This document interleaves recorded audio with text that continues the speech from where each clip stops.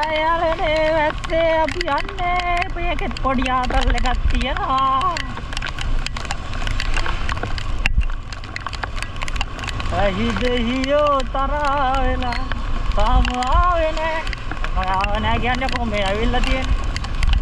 මේ වෙනවා ගංගා සිරිපුරෙන්.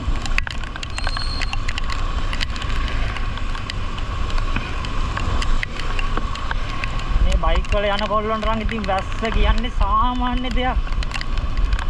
වැස්ස යවුවයි පොඩි දෙයක්. ගණන් ගන්න එපා. පොඩ්ඩක් තෙමුණාට දිය වෙන්නේ නැහැ. හැබැයි කොල්ල පරිස්සමට ලෙඩ හදා ගන්න එපා. තමන්ට තමන් විතරයි.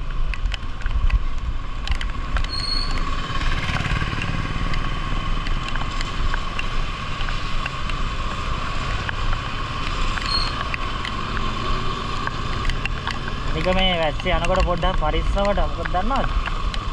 බයික් වල බ්‍රේක් ෂුවර් නැහැ. අය ලෙස්සන්න පුළුවන්.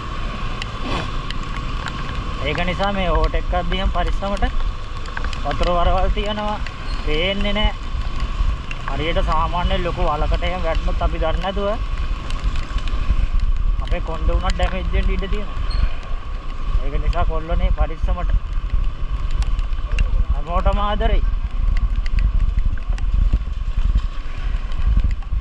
ඇක්සිඩන්ට් එන්න තියෙන ප්‍රමාණය ගොඩක් වැඩි මේ වැස්ස යනකොට.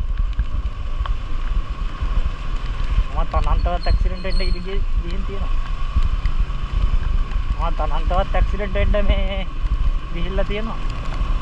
මේ කොච්චර බයිලා ගැහුවා.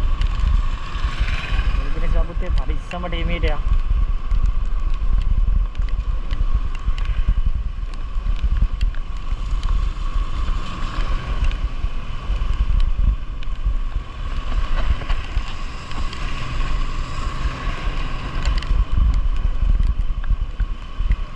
සුද්දා දූරියා.